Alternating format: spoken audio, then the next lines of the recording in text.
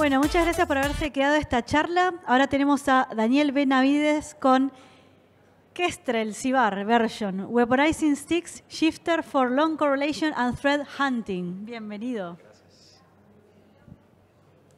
1, 2, 3, probando. Ahí, sí.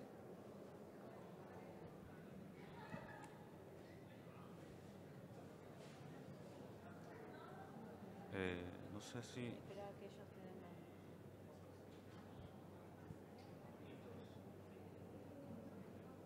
Ahí está. Solo que quiero ver si puedo hacerlo un duplicado mejor.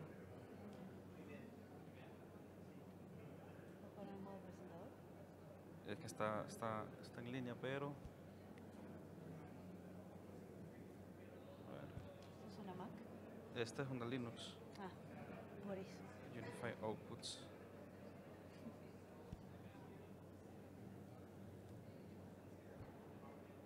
Si me pasaste el video, si no está disponible esto, ¿no? Pero veo que no.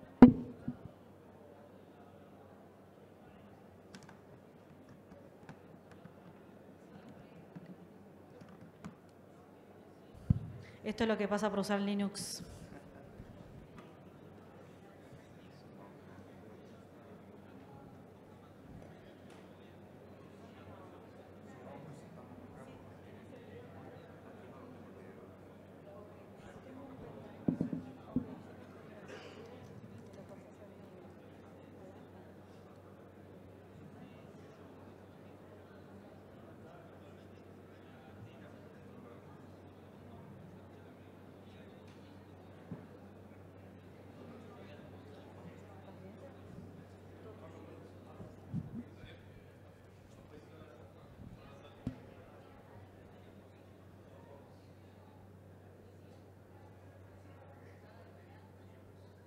Pues problemas técnicos siempre pasan. Bueno, ya estamos en línea, estamos activados. Buenas tardes a todos, bienvenidos. En esta sesión vamos a hablar un poquito sobre log correlation y thread hunting. Y bueno, vamos a entender qué es stick shifter, qué es eso, cómo se come y también de qué se trata ese tal Kestrel Cibar Version del que está en grande ahí. Antes que nada, es importante, vamos a comenzar hablando un poquito sobre de qué trata Log Correlation o en español. Lo puse en inglés porque la mayoría de la documentación que ustedes van a encontrar va a estar en inglés, entonces es importante que se familiaricen con estos términos en inglés como tal, pero lo podemos llamar correlación de logs o simplemente cacería de amenazas. Bien, mi nombre es Daniel Benavides y voy a estar a cargo de esta presentación. Cualquier cosa, tienen alguna pregunta, quieren algo que quieran agregar, pues bienvenido sea. A mí me gusta hacer las sesiones bien interactivas para que no se me estén durmiendo, especialmente allá atrás, ¿verdad? Esta es la agenda. Como les dije, vamos a hablar un poquito de correlación de logs, conceptos de thread hunting, qué es Kestrel, stick shifter, cómo se come, de qué se trata el bendito Kestrel Cibar Version, KSV, y vamos a ver un ejemplo práctico. Y al final vamos a discutir las conclusiones, donde vamos a abrir, espero que nos queden un par de minutos para discutir algunas preguntas que puedan surgir en el camino de la presentación. De forma rápida, ¿quién soy? Soy Daniel Benavides, lo digo por tercera vez. Vengo del país de las pupusas. ¿Alguien sabe qué son las pupusas? Eso, ahí está. ¿Alguien sabe quién es Bukele? Sí. Vengo del país de Bukele, del Salvador. Vengo de Centroamérica y es un placer para mí estar con ustedes esta tarde. Soy ingeniero en ciencias de la computación, soy consultor senior XDR para una consultora llamada Trantor, brindando servicios on behalf of Palo Alto Networks también. He tenido la oportunidad de ser speaker en un par de conferencias a nivel profesional. El año pasado estuve en la EcoParty 2024 y este año tuve la oportunidad de presentar este mismo tema en DEF CON 2025 en Las Vegas en agosto. Algunas certificaciones de la industria, ahí están algunas de CompTIA, Security Blue Team, de TryHackMe, un par de Palo Alto también. Y tengo experiencia dirigiendo equipos de SOC, respuesta a incidentes, threat hunting, ingeniería de detección.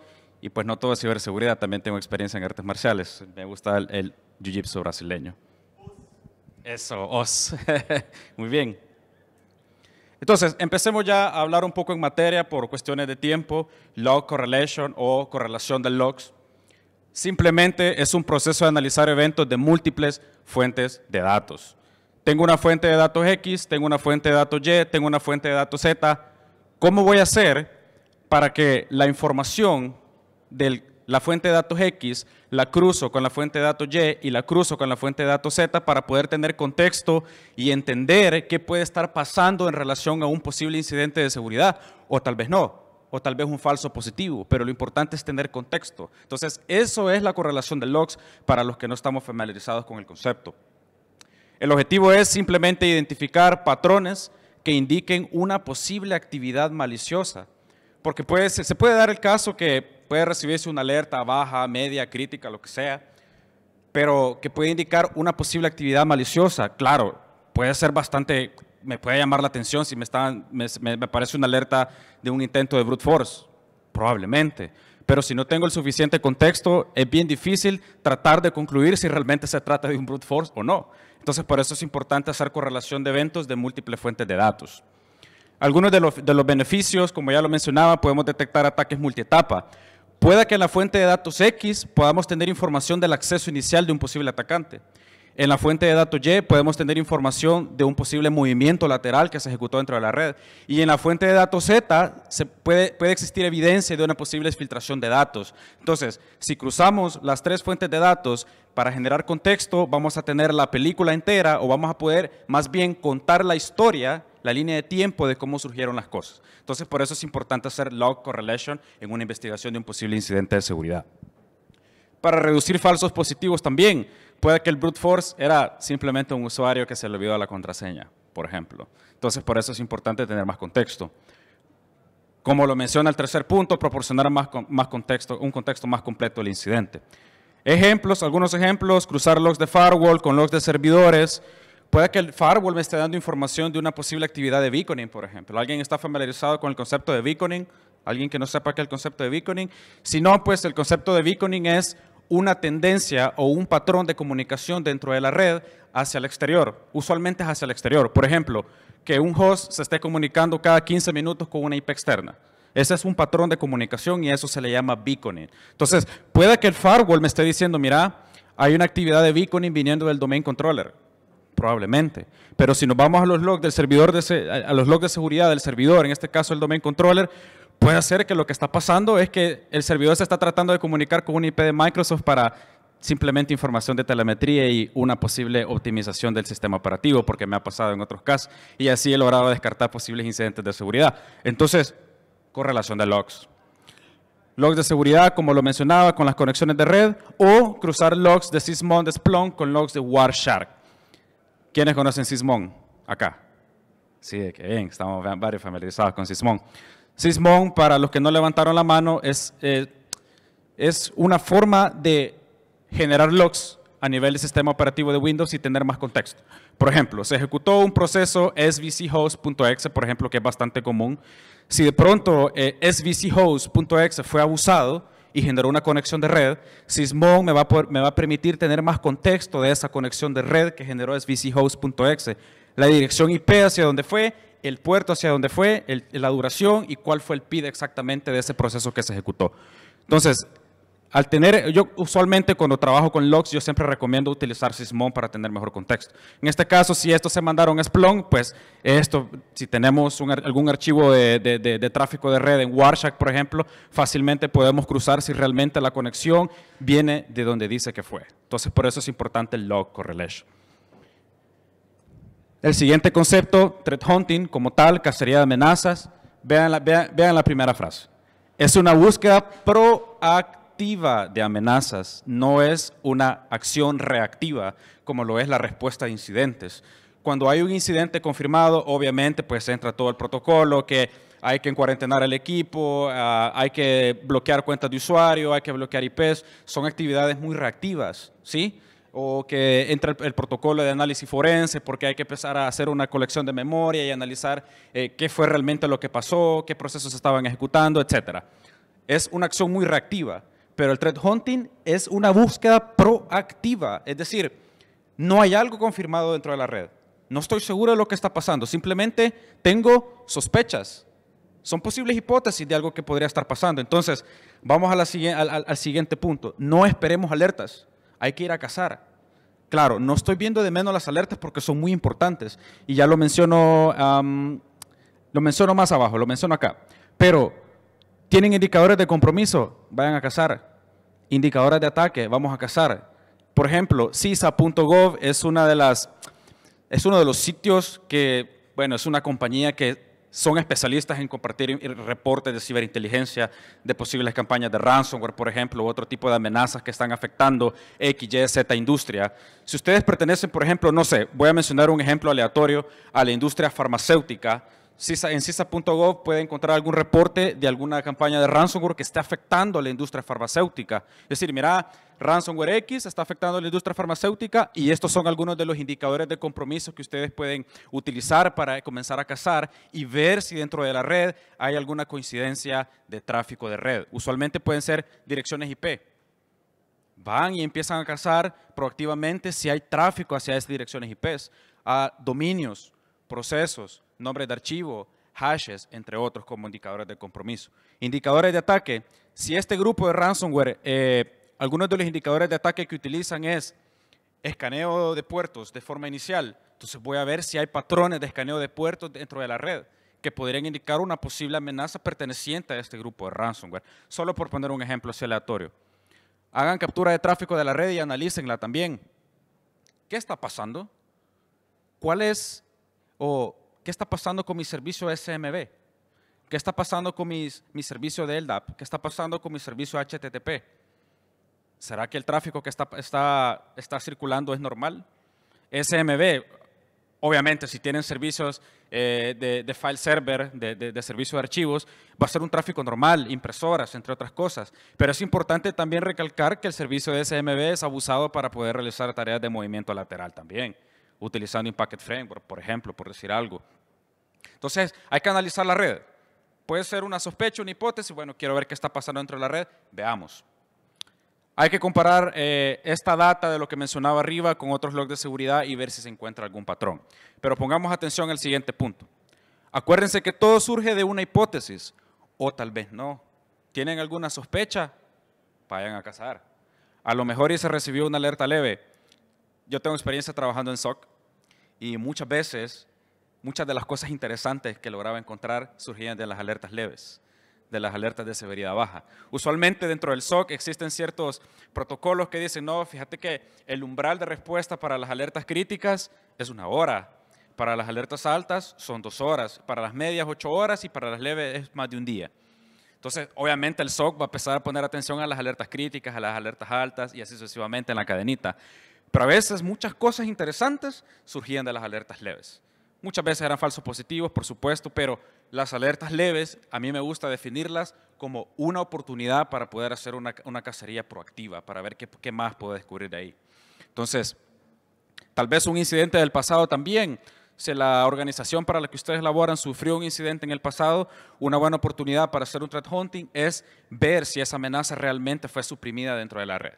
Porque probablemente pudo quedar algún remanente, alguna llave de registro en Regedit que no fue eliminada, algún archivo que no fue eliminado 100%, entre otras cosas, solo por mencionar algo.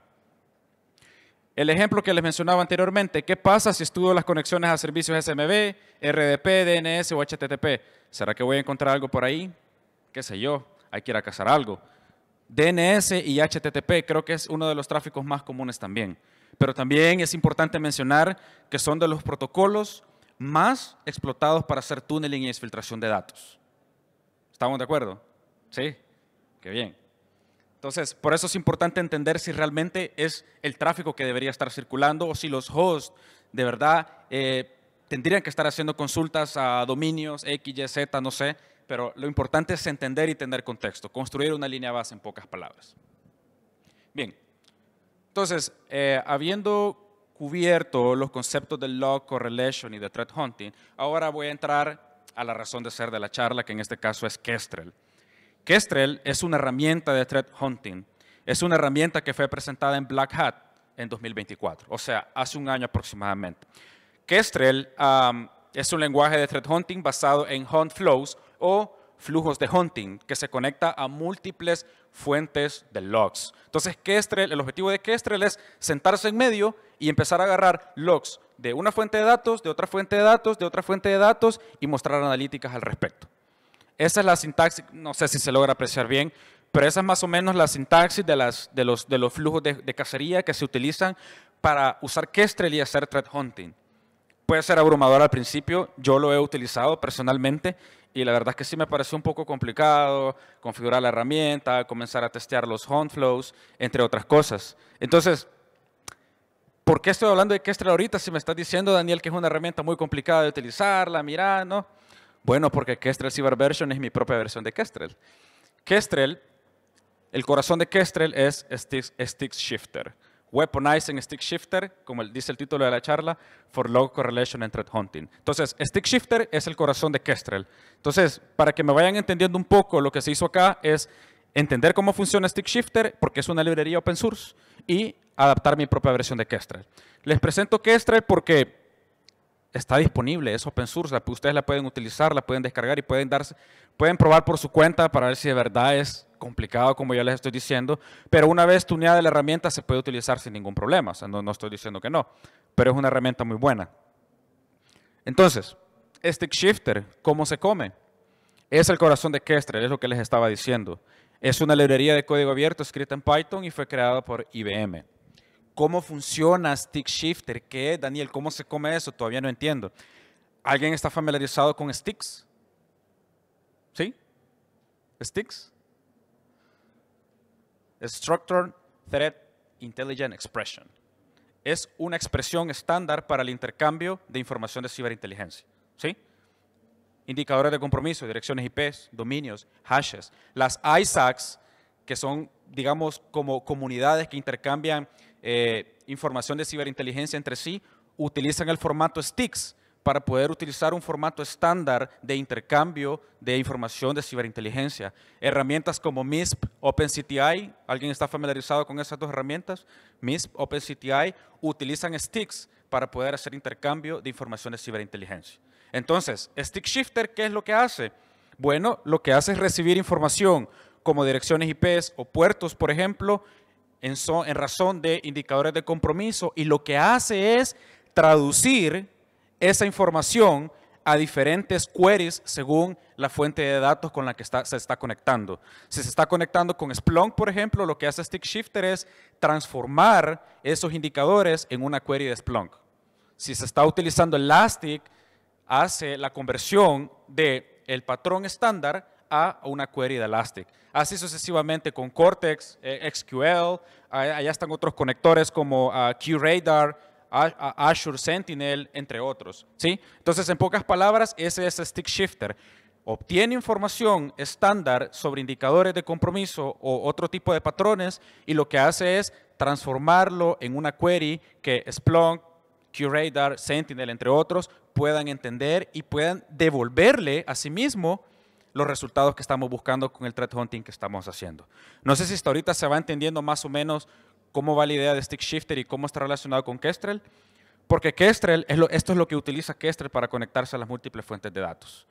¿Sí? Luego, ellos obviamente tienen su propio lenguaje, pero la idea de esto es agarrar Stick Shifter, meterlo en otro script y que el script lo haga de una forma más sencilla, porque esa es la razón de ser de la charla.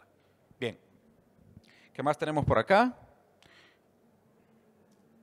¿Cómo se come? Estas son algunas de las fuentes que he logrado identificar. Allá se logra ver una captura de pantalla de todos los módulos.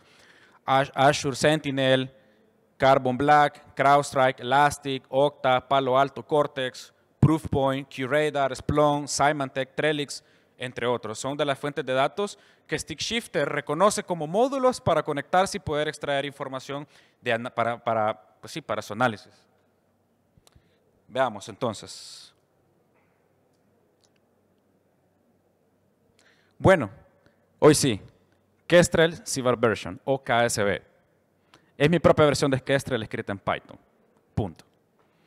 Cuando yo probé Kestrel la primera vez, porque sí lo necesitaba utilizar para unos ejercicios que estaba realizando por mi propia cuenta, y me demoró varias semanas configurar la herramienta, entonces dije yo, necesito la herramienta para allá, o sea, no puedo estar perdiendo tanto tiempo tratando de tunear una herramienta para poder utilizarlo en mis ejercicios reales, porque lo necesito para allá.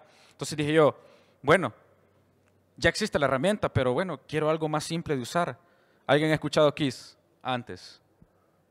Pero no la banda de rock. Las siglas KISS, K-I-S-S, Keep It Stupid Simple. Creo que es una de las siglas muy famosas en ciberseguridad, en cualquier ámbito de la informática. Keep It Stupid Simple. Eso fue lo que se me vino a la mente cuando yo estaba tratando de configurar Kestrel y no le veía por un lado, por el otro. No digo que, como le digo, no le digo que sea imposible, sino que lleva bastante tiempo. Entonces yo necesitaba la herramienta para allá. Entonces, pero quería algo más simple de utilizar al mismo tiempo también. Y vean el tercer punto. Quiero hacer énfasis en esto. No soy el mejor codificando. Porque es verdad, o sea, no soy el mejor escribiendo código. Me apoyé un poco en Cloud AI. ¿Alguien ha escuchado Cloud AI? Es un asistente. Muy bien. Me apoyé un poco en Cloud AI y el script hace justamente lo que yo quiero. Hay un mundo más allá de usar ChatGPT y preguntarle cosas que no tienen sentido. ¿Sí? Entonces, yo le dije a Cloud AI, tengo esta porción de código, tengo Stick Shifter, necesito obtener estos resultados. Existe Kestrel, ayúdame por favor a construir una herramienta que sea más efectiva de utilizar para lograr los mismos resultados. En cuestión de 3-4 días ya tiene la herramienta lista y fácil de utilizar. Entonces, y esto va a ser parte de las conclusiones también, si utilizamos la inteligencia artificial a nuestro favor para poder construir herramientas que nos van a ayudar a hacer una investigación más efectiva o para ser más eficiente en cuestiones de trabajo, para lo que sea, en este caso para hacer threat hunting, ¿por qué no? Hay que convertirla en una aliada. Eso fue lo que yo hice con esta herramienta y la herramienta devuelve resultados muy buenos. Ya vamos a ver más adelante cómo funciona. Entonces, el script de KSB incorpora Stick Shifter para conectarse a Splunk a través de una API, ¿sí? Y también utiliza T-Shark para analizar conexiones de red, archivos PCAP. ¿Familiarizados con T-Shark acá? Es como Wireshark en la línea de comandos. Entonces, actualmente la herramienta se encuentra en una fase beta. De momento solamente lo he logrado conectar con Splunk y analizar archivos PCAP. Pero la herramienta sigue en desarrollo, entonces el objetivo es que les pregunte a ustedes a qué fuente de datos se quieren conectar. ¿Quieres conectarte a Cortex? ¿Querés conectarte a QRadar? ¿Querés conectarte a Azure Sentinel? ¿Querés conectarte a Splunk? Dame la información que necesito y te vas a poder conectar. Pero actualmente solamente lo hace con Splunk a través de una API y también integra T-Shark para poder leer archivos PCAP. Eso es lo que hace actualmente KSB, Kestrel Cyber Version.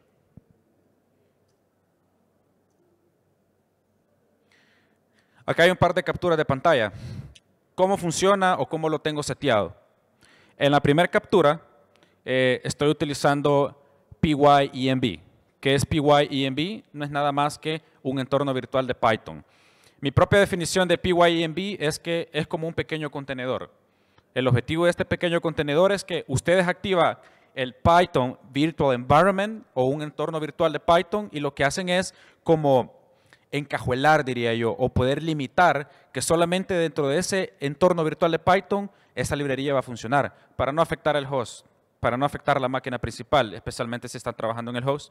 Pero si tienen una máquina virtual también y quieren limitar las pruebas, con Python Virtual Environment lo pueden hacer para poder hacer este tipo de pruebas. En la siguiente pantalla estoy realizando el proceso de instalación de Stick Shifter con PIP o pip install. Es una librería de Python, entonces es necesario utilizar ese tipo de comandería. Estoy instalando las utilerías de Stick Shifter y en este caso el módulo de Splunk. Si necesito los de otras fuentes de datos, pues sería Modules QRadar, Modules Cortex, Modules Sentinel, entre otros. Entonces en este caso es Modules Splunk. En la captura de pantalla del final estoy activando el entorno virtual de Python. Si se fijan en PyEnv, Activate Kestrel 3.10, navegué a la carpeta de Hunting donde tengo los archivos del script y del PCAP. Y si se fijan, estoy haciendo un export de un certificado. ¿Por qué? Porque Kestrel se conecta a Splunk actualmente, pero lo que estoy haciendo es cifrar la comunicación entre Kestrel y Splunk para utilizar un certificado SSL. Entonces, estoy poniendo la llave dentro del sistema, dentro del servidor, para que el servidor diga, bueno, voy a utilizar este certificado para conectarme a Splunk. Y al final lo que estoy haciendo es probando Stick Shifter manualmente para ver que se conecte exitosamente con Splunk. Y podemos ver que dice Success True. Esta es parte del código de Kestrel Cyber Version. Es una porción de código nada más, creo que de las cosas más importantes. Se está declarando una clase Windows Hunter y aquí estoy especificando una ruta de conexión y de configuración. Es como cuando se está creando una aplicación y ustedes necesitan especificar la cadena de conexión a la base de datos. Básicamente funciona de una forma similar. Ya viene el war driving porque ya veo que me está dando problema.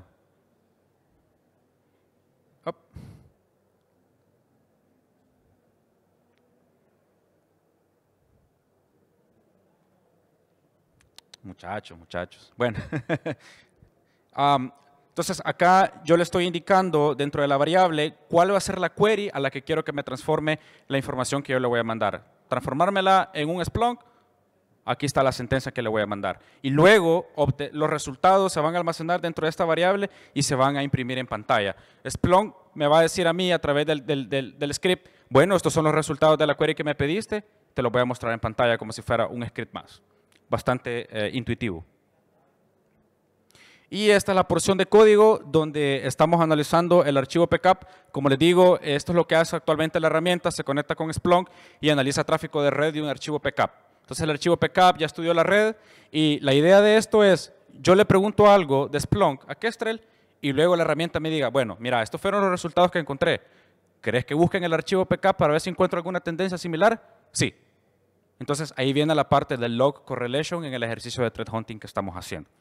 Entonces, si se fijan, es la técnica en sí. No es tanto la herramienta, es la técnica en sí que se está utilizando para hacer threat hunting. Se puede tener la herramienta más poderosa del mundo, pero si no está bien tuneada o si no existe técnica, pues va a ser un poco difícil poder hacer un ejercicio de threat hunting de forma exitosa. Veamos qué más tenemos por acá en la presentación. Vamos al ejemplo práctico, para que vean más o menos cómo funciona. Tengo este esquema de red y tengo acá los archivos que estoy utilizando. El defcon-final.pcap es el archivo de red que tiene todo, que estudió ya la red, de unos ataques que se hicieron bajo control y ya entendió que, bueno, ya almacenó todo lo que Kestrel le va a venir a preguntar. Está el hunting script, que es el script de Kestrel en este caso, y tengo el esquema de red. Hay salida a internet, por supuesto. En rojo tenemos la máquina del atacante.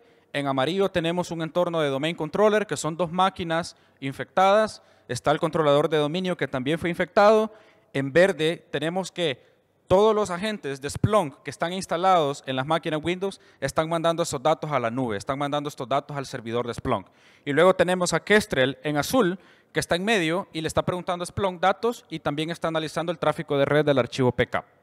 ¿Sí? Vamos a ver, bueno, yo puse aquí unas capturas de pantalla, pero tengo acá un video de la demo para que veamos acá.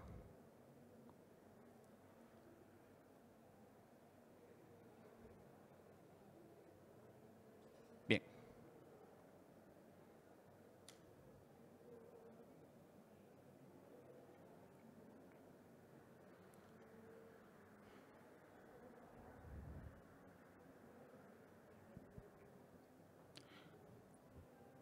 Lo primero que se va a hacer en este caso es validar que haya salido de internet, porque Splunk está en la nube. Ese es el objetivo. ¿Sí? Aquí está Splunk. Si se fijan, ahí está la IP pública, que está en la nube. Hay datos, son aproximadamente 5,000 logs. Y acá estoy especificando el data source, que es Windows Sysmon. Como les dije al principio, estoy utilizando Sysmon en las workstations y el domain controller para tener mejor contexto de la información. Otra cosa muy importante, para este ejercicio, y esto sí es una recomendación de buenas prácticas para todos si trabajan con SIEM, es que antes de poder entrar en materia y poder empezar a utilizar el script, se hizo un proceso de parsing, ¿sí? O sea, Splunk no está capturando los logs en crudo, sino que está distribuyéndolos según el campo al que pertenecen. Eso es muy importante al momento de hacer threat hunting, independientemente si utilizan Kestrel o no utilizan Kestrel, cualquier otra herramienta, o si solo utilizan Splunk, por ejemplo, es muy importante que el parseo de los campos esté bien hecho, porque si no puede haber confusión, pueda que no obtengan las conclusiones que ustedes quieren, o lo peor, en el peor de los casos, que se pasen cosas por alto, ¿sí? Entonces, por eso es importante tener un correcto parseo de los campos que se van a estar analizando. Luego tenemos acá el archivo de Wireshark, que es el que contiene toda la información de la red, del tráfico de red, para el ejercicio que utilizamos. Entonces, tenemos logs de Sysmon, de seguridad, de las workstation y del domain controller, y al mismo tiempo tenemos logs del tráfico de red cuando se comunicaron entre sí en este ejercicio de ataques. Entonces, aquí me conecto por SSH a la máquina donde está Kestrel. Vamos a ver. Estoy haciendo un port forwarding ahí. Bien, ya estoy dentro de la máquina donde está Kestrel. Lo primero que voy a hacer es buscar el directorio donde se encuentra el archivo pcap y el archivo de Kestrel. Voy a activar el entorno virtual de Kestrel y como siguiente paso voy a exportar el certificado SSL. El certificado SSL se puede dejar permanente en el archivo ZSH del sistema operativo, pero yo quise hacerlo manualmente para esta demo para demostrar pues, que es importante también utilizar canales cifrados, aunque sea en un entorno de prueba o de análisis que ustedes controlan. Siempre es importante tener la comunicación lo más segura posible en ese aspecto. Entonces, por eso acá tenemos el certificado que lo estamos utilizando y está instalado en Splunk. Verificamos los archivos, está el archivo pcap, defconfinal.pcap y el hunting script 2.py. 2 porque estuve probando con la versión 1, pero me gustó más la 2. Entonces, ejecutamos el script, el .py con Python 3. Estoy utilizando versión Python 3.10. ¿Sí? Es uno de los requerimientos. Y aquí está el script. Si se fijan, es simple, no tiene mayor cosa, un menú simple, pero hace exactamente lo que yo quiero. Ya en las conclusiones vamos a discutir un poquito al respecto. Hace exactamente lo que yo quiero. Entonces, tenemos el menú, podemos cazar por nombre de proceso, podemos cazar por línea de comando, podemos cazar por hostname o nombre del equipo, podemos cazar por la técnica, por el ID de la técnica de Mitre o el nombre, o podemos hacer un custom query de Splunk, nativo de Splunk. Para el análisis del pcap, podemos hacer búsquedas por IP, puerto, por hostname, o podemos hacer una búsqueda de tipo wildcard. Personalmente, a veces cuando son archivos pcap bastante extensos, he hecho ejercicios que me voy a analizar manualmente, Wireshark, es un poquito complicado a veces tratar de encontrar lo que estamos buscando. Entonces, por eso es que me llamó la atención de tratar de incluir T-Shard dentro de Kestrel para que de forma más fácil me diga, este es el resumen de la comunicación que estás buscando, tantos paquetes para esta IP, tanta comunicación con el protocolo tal, y así pues me resuelve el tiempo de respuesta en un proceso de threat hunting. Entonces, ahorita vamos a hacer un custom query. Le voy a pasar una query nativa de Splunk para la búsqueda inicial. Vemos algunos ejemplos de uso, de cómo se puede utilizar la query. Y en este caso yo ya tenía una ahí predefinida. La voy a explicar en un momento. La tenemos ahí. En Sysmon se generan event IDs o ID de eventos. En este caso, el Event ID 3, le estoy diciendo, obteneme todos los eventos que sean de comunicación de red. Event ID 3 es comunicación de red. Y volvamos a algunas de las hipótesis que hablamos cuando discutimos el concepto de threat hunting. En este caso, yo lo que estoy haciendo, bueno, quiero analizar todo el tráfico de red que se ha almacenado en Splunk con Sysmon, pero quiero saber qué está pasando con los servicios SMB, puerto 445. Quiero saber qué está pasando con el puerto 389, LDAP. Quiero saber qué está pasando con el puerto 88, Kerberos. Quiero saber qué está pasando con el puerto 53, DNS. Ese ha sido mi punto de partida, porque simplemente mi hipótesis o lo que yo quería saber es qué está pasando con estos servicios. Quiero saber qué ocurre, quiero estudiarlos, quiero ver si hay algo raro, quiero ver si hay conexiones SMB extrañas que no me parezcan normales, para empezar a cortar tela y generar conclusiones de una posible actividad maliciosa. Entonces, ahí lo recalco nuevamente, el Event ID 3, puerto 445, 389, el 88 y el 53. Entonces le digo, bueno, tráeme de Splunk esa información, puedo especificarle el tiempo y le digo, extráemelo de todo el tiempo, no importa.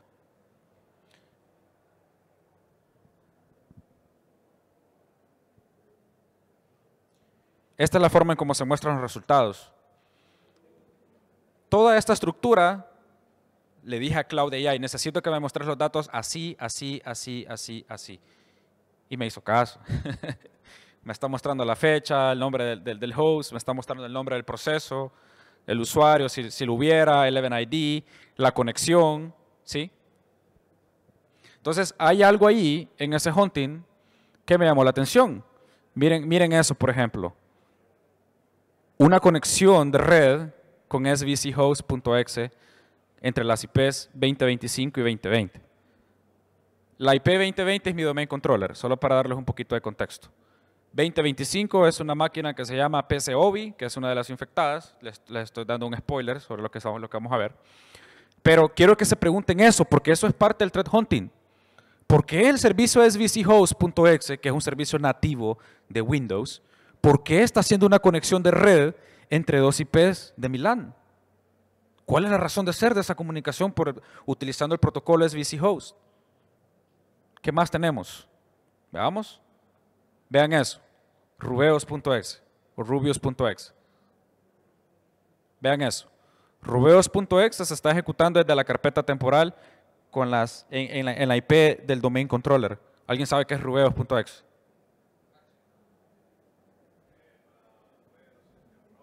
Kerberos, exacto. Pero digamos, aunque no fuera rubeos.exe, mindset de threat hunting, mindset de cacería de amenaza. ¿Qué tan normal es que un proceso se esté ejecutando en la carpeta temporal de Windows? ¿Qué tan normal es eso? Puede que sí, puede que no. ¿Quién da más? Es un red flag. ¿Sí? Es un red flag. Y lo primero que me preguntaría es, ¿qué es eso? ¿Qué está haciendo ese archivo ejecutándose en temporal? O, lo más importante, ¿cómo llegó eso ahí? Mentalidad de threat hunting. ¿Cómo llegó eso ahí? Sigo indagando. En la 2020. Miren el nombre del computer, DC11503.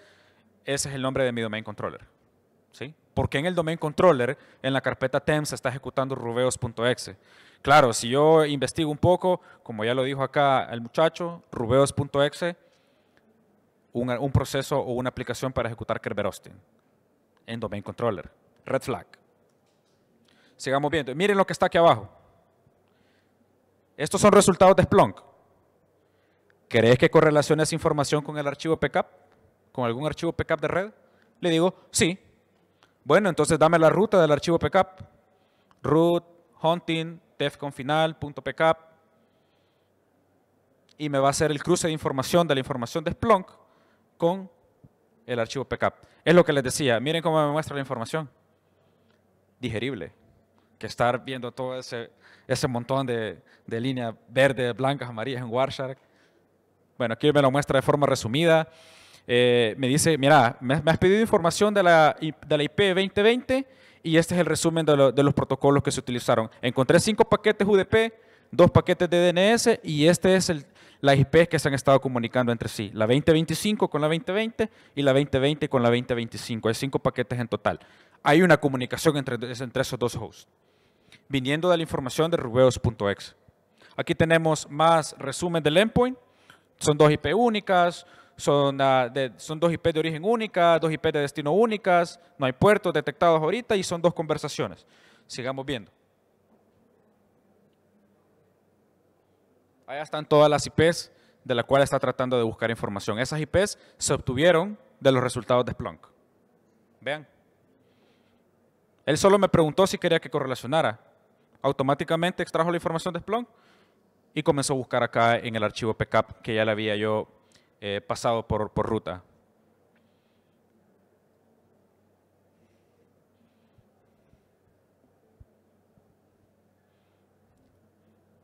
¿Querés que te muestre información detallada de los paquetes? Sí, en efecto, por favor. Seguimos viendo. Está toda la información de la comunicación, con un poquito más de detalle. Me está dando información de la IP 2025 también. Ahí veo una comunicación por el protocolo DNS, UDP. De momento no tengo mucho, solo sé que Rubeos fue ejecutado en el domain controller. No tengo mucho todavía. Pero vean eso. Surgió otra IP, la 2010, por el puerto 445 SMB. Lo que les decía, empecé a estudiar el tráfico SMB y quiero saber qué es normal y qué no es normal. Spoiler, No sé quién es la 2010. No está dentro de mi estructura. No sé quién es. Otra red flag. ¿Quién es esta IP? ¿Por qué se está queriendo comunicar por SMB con una de las máquinas que sí reconozco dentro de mi LAN? Ahí es donde empiezan a surgir las preguntas del mindset de threat hunting. ¿Por qué? ¿De dónde viene eso? ¿Quién es esa máquina? ¿A quién le pertenece? ¿Quién la conectó en la red? IT Shadow, por ejemplo, no sé, quizás. ¿Alguien está probando? ¿Alguien está jugando? No sé. ¿O de verdad alguien se conectó a la red? Y el DHCP les mandó una 2010, por ejemplo. No sé, se me ocurre. Tratando de pensar en posibles hipótesis de dónde surge esa IP. Claro, va a haber tráfico de IPs que sí conozco. Por ejemplo, estas IPs sí las conozco, eran de otro segmento de red, sí las conozco. Pero sigo preguntándole, dame más información, Pcap, necesito más información. Vaya, mira, voy a hacer por hostname, voy a buscar por domain controller. Estas son las IPs que han interactuado con tu domain controller. Y vemos otra IP, la 2030. Ya vimos dos IPs, 2025 y 2030, que se están comunicando con el domain controller. PSOBI, la 2025, lo que les mencionaba. Y ahora voy a buscar información de rubeos.exe. ¿Quién generó ese tráfico de rubeos.exe? Aquí está el resumen de la comunicación. Todo surge entre la 2020 y la 2010. La 2010, que es la máquina que no sé cuál es, no sé quién es. Que el Pcap me está diciendo, esto es lo que detecté en relación a rubeos.exe. Entonces es mi trabajo analizar como threat hunter, saber quién es esa 2010, porque no sé quién es. Y hay tráfico por el protocolo HTTP que involucran a rubeos.exe. ¿Por qué HTTP? ¿Por qué? Comunicación TCP también, pero HTTP. ¿Será que se descargó del internet? ¿Cómo? No sé, sigamos viendo. De SVC Host también. Y bueno, ya terminó el análisis y eso es todo lo que encontró en relación a rubeos.exe, svchost.exe y a las direcciones IP del primer resultado de la búsqueda de Splunk. Entonces, ahora, bueno, vamos a ver. Ahora voy a hacer un hunting, en este caso aquí, por nombre de proceso. ¿Qué creen que voy a buscar ahí? Rubeos.exe. Splunk, dame información de rubeos.exe. Ya me quedó claro de dónde viene, pero quiero saber qué más hizo. Información de todo el tiempo.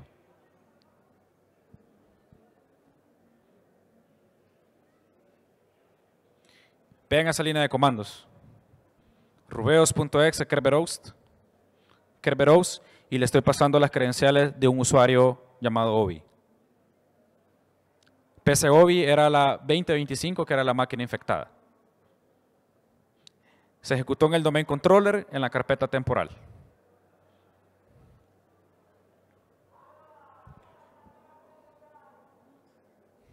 Tenemos tiempo todavía. No termina ahí el ejercicio. Si se fijan, también, estos son campos que estoy extrayendo, como les dije, del parsing.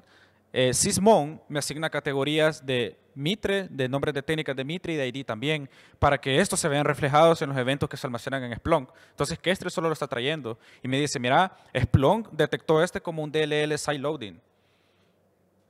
Sysmon detectó esto como un posible Windows Command Shell, por ejemplo. Vemos otro allá, AsRepRoast, que es una técnica diferente al Kerberos. Es muy similar, pero se encarga de abusar cracking de contraseñas offline, pero de cuentas de servicio. Eso es lo que está haciendo, porque ahí vemos que estaba tratando de abusar la cuenta de SQL Service con rubeos.exe. O sea, ya tengo demasiadas red flags hasta ahorita en mi threat hunting y todo inició otra vez por saber qué estaba pasando en la red con esos protocolos. ¿Qué más? Vamos a hacer un hunting por IP. Hoy va a ser al revés. Hoy le voy a preguntar al Pcap información sobre la 2010, porque no sé quién es, hay demasiadas red flags sobre ese origen, quiero ver quién es. Entonces, le voy a pasar la 2010 como parámetro. No le voy a especificar puerto y ahí está todo el resumen de comunicación que ha tenido la máquina 2010 dentro de la red. Con la 2020, por el servicio de SMB, hay 7.052 paquetes, raro. Especialmente si la IP no la conozco. O sea, ¿por qué si la IP no la conozco hay tráfico de SMB hacia mi domain controller? ¿Por qué? ¿De dónde viene eso? 7.000 paquetes. ¿Será que está usando InPacket? No sé, puede ser. Hay tráfico HTTP también, entre la 2020, que es mi domain controller, y la 2010, que es el atacante. Hay 410 paquetes que tiene que hacer mi domain controller comunicándose con una IP por HTTP de algo que no conozco. ¿Por qué? ¿De dónde viene eso? Más tráfico SMB de la 2010, pero con otra IP. Vean ahí, la 2030, que es otra de las máquinas infectadas, dándoles spoiler. Otra vez. Y aquí está pues el resumen de la comunicación de los endpoints, cuántas IP de origen únicas, cuántas IP de destino únicas, cuántos puertos únicos, y ahí siguen más paquetes, más comunicación. Lo que pasa es que aquí solo estoy mostrando el top 10 de los que tienen mayor cantidad de paquetes transmitidos entre sí. Mostrarme más información detallada, sí, por favor. El PCAP se sigue analizando con Kestrel y me muestra un poquito más a detalle la comunicación entre el atacante y el domain controller para confirmar el tráfico SMB, para confirmar que en efecto hay una comunicación entre sí utilizando ese servicio. La pregunta es cómo, por qué, dónde, cuándo, cómo se está haciendo, qué están utilizando para la comunicación, entre otras cosas. Entonces, ahora vean que es el proceso al revés. Primero analicé con PCAP, analicé el PCAP y ahora que terminó el análisis del PCAP me está preguntando, ¿querés que compare estos resultados con Splunk? Ahora que ya analicé el PCAP, sí, por favor, sácame más información de la 2010. Vean, surgió un nuevo proceso en el proceso de threat hunting, surgió un nuevo proceso. La 2020 otra vez, mi domain controller comunicándose con la 2010, que es la máquina del atacante. Vean el proceso, certutil.exe. ¿Alguien sabe para qué es certutil.exe? ¿No? Sí, pero certutil también se puede utilizar a nivel de línea de comandos para descargar cosas de internet. Certutil. Ya vamos a ver eso más adelante. Son spoilers, a mí me gusta dar mucho spoiler. Pero, en conclusión, aquí vemos que el domain controller se comunica a la 2010, que es la máquina del atacante, utilizando certutil. Vimos que en el tráfico del PCAP había tráfico HTTP, había tráfico web. Vemos también que hay una ejecución de PowerShell y esta, miren, la categoría es una conexión de red. ¿Por qué hay una comunicación de red entre la 2010 que no conozco con una máquina de Milán haciendo una conexión de red por PowerShell? ¿Por qué? Otra red flag. ¿Cuántas red flags llevamos? ¿Alguien las va contando? Como 5 o 7 red flags creo que llevamos ya. Son varias. Vemos otra vez SVC Host, vean eso.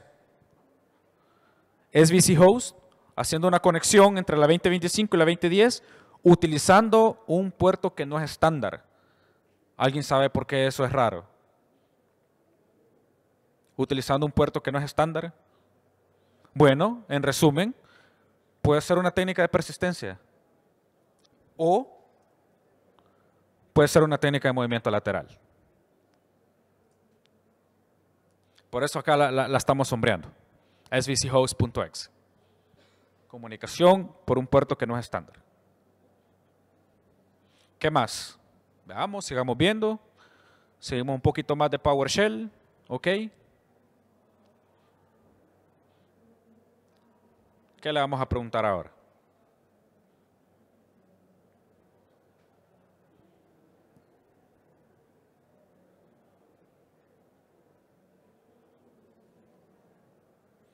Vamos a hacer un hunting por línea de comandos ahora. Vamos a buscar PowerShell. Splunk, por favor, devolveme todos los resultados que la línea de comando contenga PowerShell. Ahí está. Vean los resultados. PC Anakin, que es en este caso la 2025 para mí, está ejecutando esta línea de comando cmd.exe y está mandando a llamar PowerShell para descargar algo de la 2010. Esa es la evidencia que estaba buscando desde el principio. Evidencia de una posible descarga de algún archivo malicioso dentro de la IPC infectada. Puede ser la explicación de dónde surgió todo. Vemos un execute.bat también, ¿qué es eso? ¿Sí? Allá vemos el nombre del archivo que se descargó dentro de la máquina infectada. Vean. HTTP, la 2010, por el puerto 8000, mandando a llamar un archivo que se llama invoke.ps1, un archivo de PowerShell.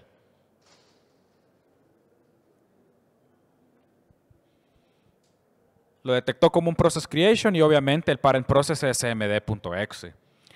Vemos más arriba, bueno, ahí está el execute.bat también, que se ejecutó desde PC Anakin, ¿sí? Windows Command Shell. Se ejecutó también un whoami.exe, clásica prueba que se realiza cuando uno hace un movimiento lateral. Whoami, quiero ver si soy superusuario, quiero saber si soy administrador de dominio.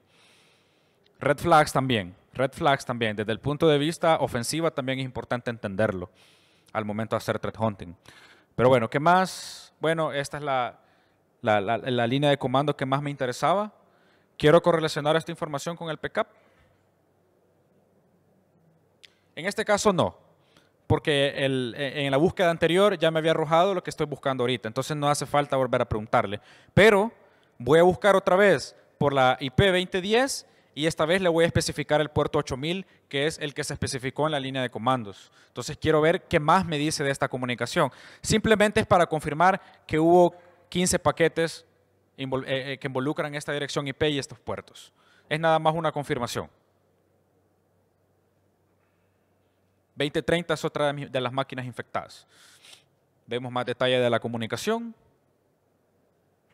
2030, 2010, puerto 8000. Puerto 8000, clásico puerto que también se utiliza en POCs, en pruebas de concepto con servicio web.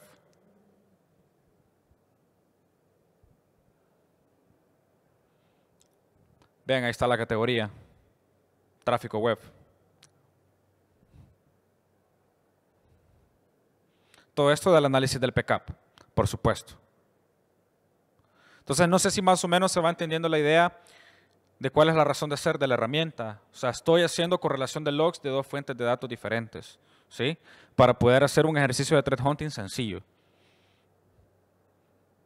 Claro, esto se puede hacer manual, por supuesto que se puede hacer manual, pero lleva más tiempo, ¿sí? Entonces quiero demostrar las bondades de utilizar herramientas como esta. Claro que pueden haber otras más, pero en este caso, pues, estas son las bondades de KSB. Seguimos comprobando que es PowerShell, ok, de acuerdo. Vamos a hacer otro hunting acá, le vamos a preguntar otras cosas al script. Vamos a hacer un hunting por línea de comandos otra vez. Cert util, lo que les preguntaba anteriormente, que si habían utilizado, sabían cómo funcionaba cert util. Bueno, preguntémosle. Vean esa línea de comandos.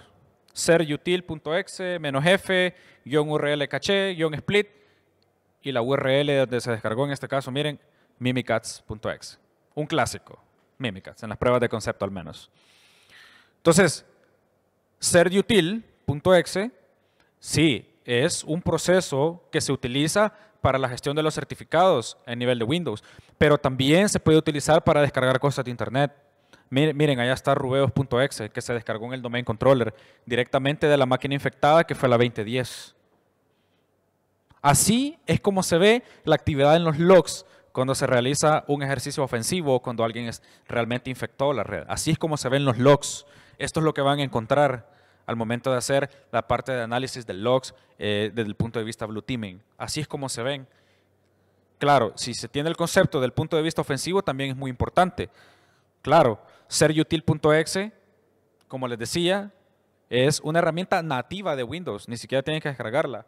Ya existe dentro de Windows, solamente tienen que especificarle la comandería, los parámetros y dónde es la URL que quieren descargar el archivo que le están especificando aquí. Entonces, sí, PCAP, dame más información de cert-util.exe, no hay mucho, ok, de acuerdo, seguimos bajando. Y ahora, el siguiente, si no me equivoco, es por Technique Name. O por CMD, no me acuerdo. Process Name. Bueno, Mimikatz, para ver qué más, o para confirmar que sí se ejecutó Mimikatz, ya vimos que sí.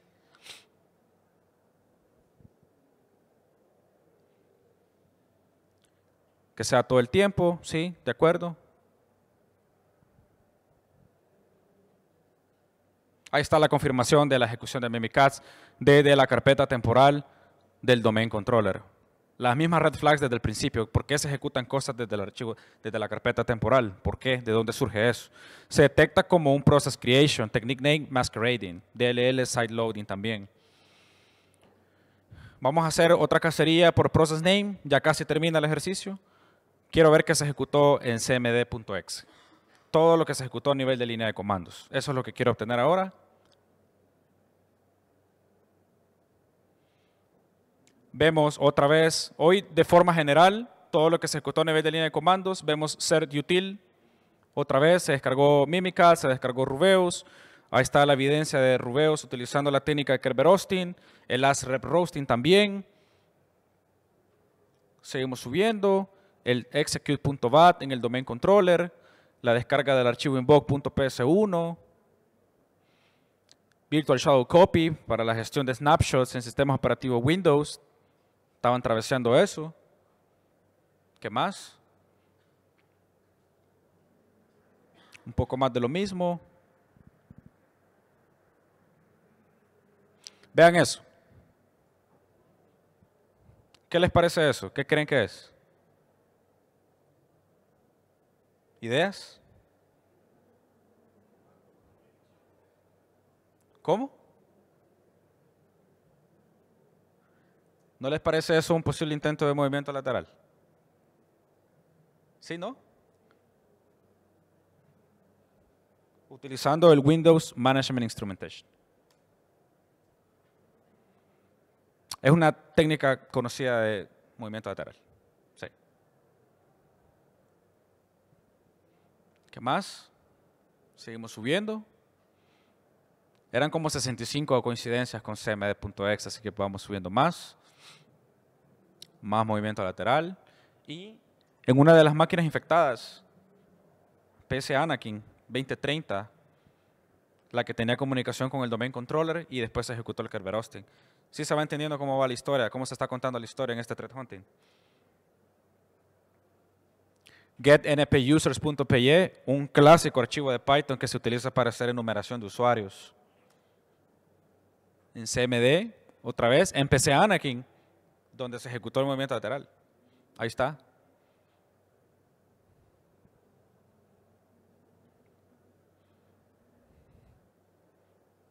Vean eso.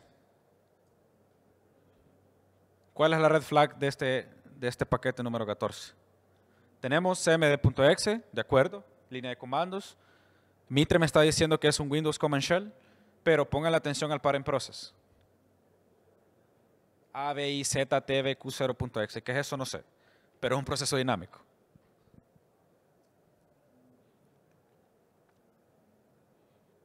En los siguientes resultados, que van a ser los últimos, les voy a explicar qué es ese parent process que se ve todo raro, así formado aleatoriamente. Seguimos subiendo, un poco más de lo mismo, llegamos al tope, no encontramos nada más, pero ya descubrimos que se ejecutó Rubeus, Mimikatz, hay movimiento lateral y vimos ese archivo, ese parent process dinámico que no sabemos qué es. En este caso no lo voy a... miren, ahí hay otro. kfjpsyis.exe, otro proceso dinámico, otro parent process dinámico. En este caso no lo voy a correlacionar con el pcap, pero voy a hacer el último hunting, que va a ser buscar por el nombre de la técnica de Mitre. Voy a buscar por Windows Command Shell para ver si hubo ejecuciones de Remote Shell ahí. Y nos vamos a topar, en este caso, con lo mismo que les mencionaba. Miren el parent process dinámico. KFJ no sé qué, TRAUZLPW.exe, y esos, para ir directo al grano a lo que quiero llegar, cuando se ejecuta un movimiento lateral, especialmente utilizando paquetería de InPacket Framework, siempre a nivel de sistema operativo se van a generar estos procesos dinámicos. Siempre, sin excepción. Consejo, utilicen Sysmon para ver este tipo de datos con mayor detalle, porque esta es data de Sysmon. Entonces, nuevamente, creo que esta es uno de los puntos de inflexión más importantes de esta charla, es aprender a ver cómo es que puedo observar elementos que me pueden indicar una posible infección dentro de la red o del sistema operativo. ¿Cómo se ven eso en los logs? Sí, no, mira, o sea, ejecutemos SMB InPacket Framework para hacer movimiento lateral, le ponemos la IP y listo, vaya, me devolvió un shell desde el punto de vista ofensivo. Ok, ajá. Pero ¿cómo se ve eso desde el punto de vista defensivo? ¿Cómo se ve eso? ¿Cómo se come? Por eso es la razón de mi título. ¿Cómo se come eso? Bueno, Esto es un ejemplo con evidencia de cómo se ven los procesos, los parent process, cuando se confirma un movimiento lateral con Impact Framework. Procesos dinámicos. Es un Windows Command Shell. Con esto vamos a cerrar la parte de la demo, la parte de la POC. Y vamos a pasar a las conclusiones y dar apertura a las preguntas, si es que las hubiere.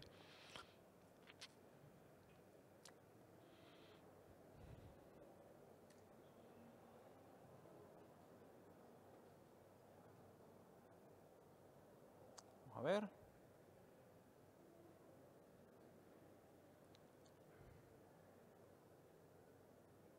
Oh.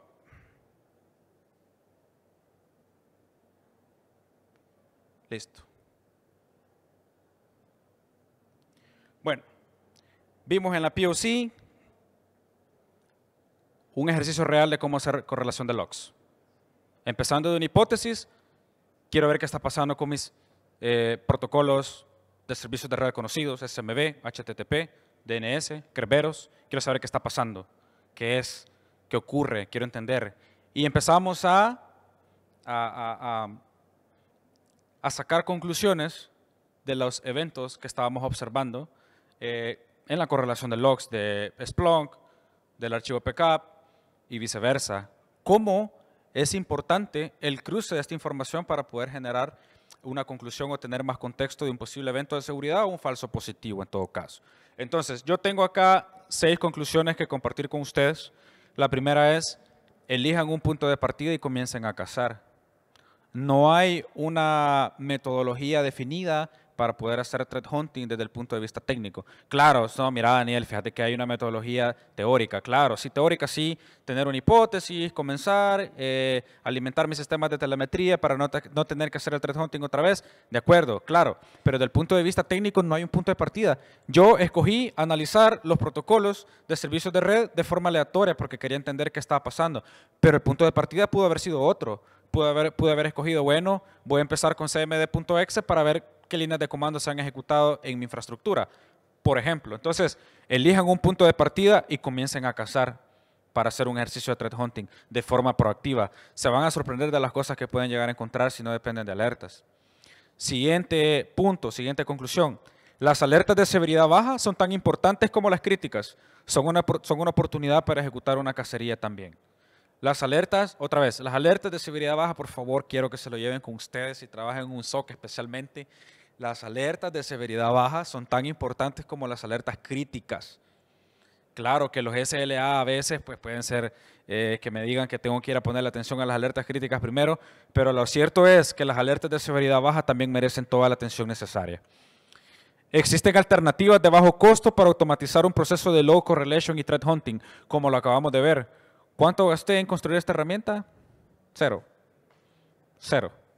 Todo es open source, todo está disponible en el internet. Apóyense en la IA, que creo que va a ser una de mis siguientes conclusiones. Pero es una herramienta que les puede, de bajo costo, bueno, de cero costo en este caso, que les puede ayudar a automatizar o hacer el proceso de threat hunting de una forma más simple y sencilla. Bueno, la cuarta conclusión. Exploren por su cuenta Kestrel y Stick Shifter, sáquenles provecho. Kestrel, como les digo, la original, la versión que está publicada por Black Hat 2024 está disponible para quien la quiera utilizar. Tienen una versión dockerizada, ustedes la descargan, la prueban y pueden empezar a ejecutar comandos. Pero claro, tienen que construir los flujos de hunting y todo eso, entender cómo funciona la sintaxis. Les va a llevar un poquito de tiempo, créanme. Pero también exploren Stick Shifter. Es una librería de Python que también está disponible para todo el mundo. Vean si pueden hacer con la IA algo similar a lo que yo he construido, o mejor todavía, si lo pueden hacer de una forma mucho mejor, pues bienvenido sea, ¿verdad? La quinta conclusión, hagan de la IA una aliada estratégica para desarrollar herramientas, metodología en poco tiempo, porque esa fue mi propia moraleja, mi propia lección de aprendizaje. Nunca había utilizado la IA para construir herramientas, pero me di cuenta de lo poderoso que pueden ser los resultados si yo lo utilizo como una aliada. O sea, no es que la IA va a venir y me va a quitar mi trabajo, al contrario, si yo como analista de ciberseguridad o cualquier otro rol dentro de la industria, utilizo la IA a mi favor para obtener mejores resultados, más eficientes, pues va a ser muchísimo que mejor para mí, para la organización en general. Entonces, pueden ser más efectivos, pero ojo con lo último, siempre hay que validar y probar. ¿Que porque la IA me generó el script ya funciona perfectamente? No. Tienen que validar si la herramienta les va a dar los resultados que ustedes están buscando. Y si no, pues decirle, no, mira, esto no me está gustando, cambiarlo de esta forma, ponerle esto, quitarle este código, no me gusta que devuelva este resultado en este formato, hacerlo así, ponerle esta florcita también, al gusto de ustedes, ¿sí? Pero siempre hay que validar y probar. Y por eso es de que nosotros, como expertos, en lo que sea que estemos haciendo, en relación a la IA para construir herramientas, por ejemplo, nosotros somos los que sabemos qué es lo que queremos que nos devuelva. Entonces, esa es la conclusión que les quiero dejar. Y la última es lo que les dije anteriormente, la técnica es tan importante como la herramienta, ¿sí? Pueden tener la herramienta más poderosa, pero si no tienen técnica no le van a poder sacar provecho. Pueden tener la herramienta más cara de la industria, la de mejor reputación en la industria, pero si la herramienta no está bien tuneada o si la técnica para poder utilizarla no es la mejor, muy probablemente los resultados pueda que nos queden debiendo algo, pasemos cosas por alto, ¿sí? Entonces, estas son las conclusiones que yo tenía para ustedes. Es todo lo que tenía que compartir hoy acá. Espero que les haya gustado la parte del threat hunting, low correlation, el uso de las herramientas y cómo la IA nos puede ayudar a ser más efectivos. Muchas gracias a todos. ¿Alguien tiene alguna pregunta?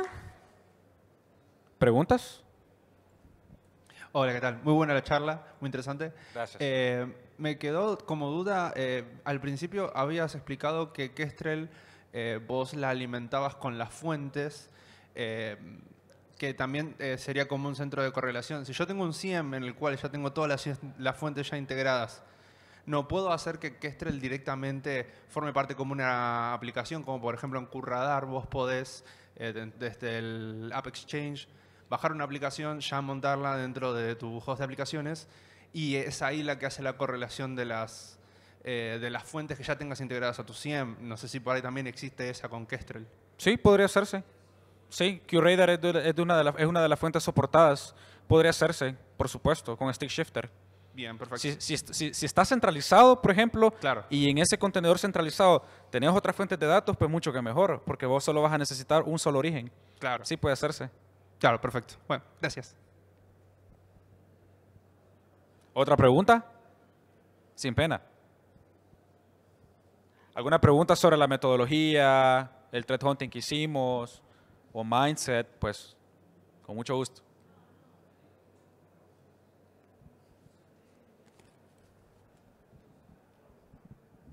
Muy buena la charla y quería Gracias. saber si está publicada en GitHub la herramienta. La herramienta todavía no, pero la voy a publicar porque está en versión beta todavía. Buenísimo. ¿Y cómo agregaste test automático y demás para este tipo de CLI? ¿Perdón? Si agregaste test automático para esta... No te entiendo la pregunta, No, perdón. sí. ¿Cómo hiciste el testing? No, o sea, Sí. yo descargué Kestrel original. Sí.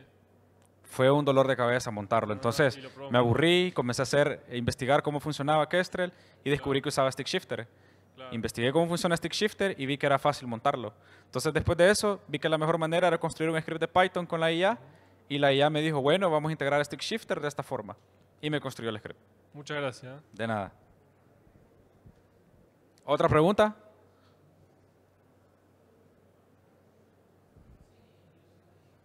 Bueno, eso es todo entonces. Muchas gracias. Muchísimas gracias.